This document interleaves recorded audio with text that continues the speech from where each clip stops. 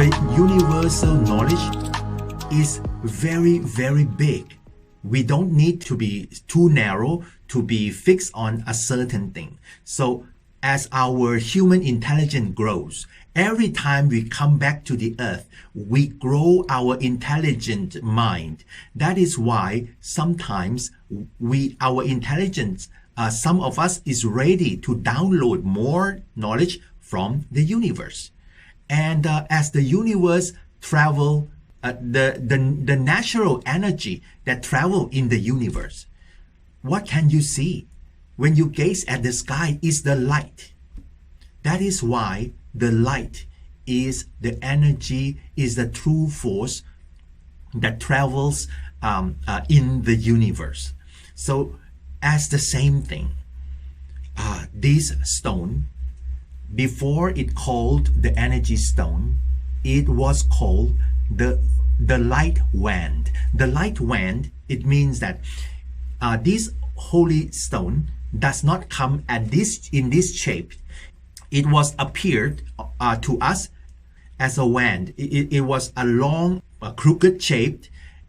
Frankly, it is no beauty at all, but it is a very shiny piece of stone. It is full of energy. On those days, I will show you something that looks like the energy, the light wand. This is my dagger. So the light wand, when they come down to earth, it is shiny like this, but it does not a symmetrical design like that. It was like a wand of like a rod, a long rod, something like that. Sometimes it's bigger, like a palm of my hand. Sometimes it's as long as the arm length. It comes with different size and shapes. And why does these things comes to earth in our group, in our sanctuary? We don't know, but through the visions and the dreams of the Grand Master of the group, some kind of the stone that is very thin and reflects the light of every directions. The instructions in the dream or in the visions is mainly specify a very, very clear purpose of this stone. It is going to reflect the evil force from their owners. It means that in the human world, we exposed to a lot of evil force around us, negative thought, a lot of bad energy comes into our lives. And this holy stone is meant to reflect every bad things and absorb the energy of the universe into our life. So that's why when she has her visions, she thought immediately that this light wand must be some kind of raw material that give us a chance to do something like her visions. So it appears to be something like this. Both sides were polished, and it is basically look like a jewelry. Accidentally look like a jewelry, but it does not meant to look to made as a jewelry. It was meant to produce, to reflect the evil force from the owner and absorb the good force into the owner for the healing purpose. It happens 8 years ago. 8 years ago in Thailand, and all these stones, when Grandmaster put the light wand into the factory or into the jewelry for the jeweler company, guess what? It is a total failure at first attempt. Every light wand turned into like broken into a small tiny pieces. It doesn't allow you to cut it. Or number two, the machines that cut the stone broken. Something is happening and it is wrong. So we don't know what is happening. And Grandmaster say immediately that every jeweler that cut this stone must wear white color and do not drink alcohol and become vegetarian during the cutting. After the cutting, you can be free of this because this holy stone cannot be contaminated with the unordained person. So we don't have any ordained person that can cut stones at that time. So temporarily grandmaster ordained all those jeweler. These jeweler succeed in cutting the stones. So the stone will cut half of the light rod were disintegrated, becomes like dust or something else, broken into small pieces. Only few of it left. And that's why the pure silver that embraced this element, it is from the pure silver. And stone is a true stone. It is extremely heavy stone. It is not the light one. And within the visions of the stone itself, something also appear. How does this light rod, why do we call them the light rod? Because in the visions, the light that traveled to the earth, it crystallized itself into multiple colors when it enters the earth atmosphere. That is the vision. This stone must come from the light of the universe. So something from the universe has given us a raw material to make the defending from all these bad spirits and all these evil force. We are going to sell this to raise fund to build the sanctuary in the USA. This is the first time that we acquired this stone from the jeweler after the 8 years that we don't have the money to take the whole thing out, right? On the first 8th year, our sanctuary were very, very poor. We start up with no money, zero. And all this heavenly power give us all the raw materials. And we slowly make this raw material into some kind of holy element. And on those days, we make an auctions. And these auctions can goes up to a very, very high price. Like in those days, we have like one holy stone, the first one that coming out.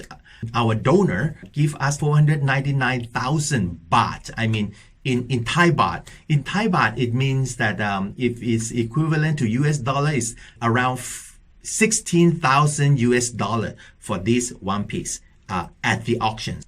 But of course, we cannot sell this thing like that. We would like to have anyone to have it, and it is we brand them. We brand them in the US.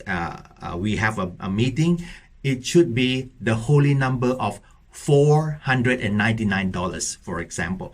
We use the first 499 to be a US dollar. Number 4 is mean fortune. And good luck, fortune, money will comes to the donors. So we use the holy number 499. So this is the story of the energy stone that we are going to market in our YouTube channel or our Facebook. I don't have a website for it, but I am trying to do it.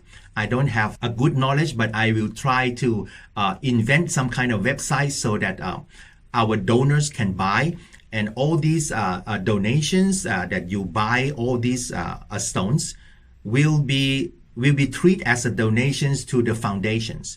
With all these things I have said, these holy stone only exist with us 100 pieces, a little bit more, but not more than that. After we finish, it's gone.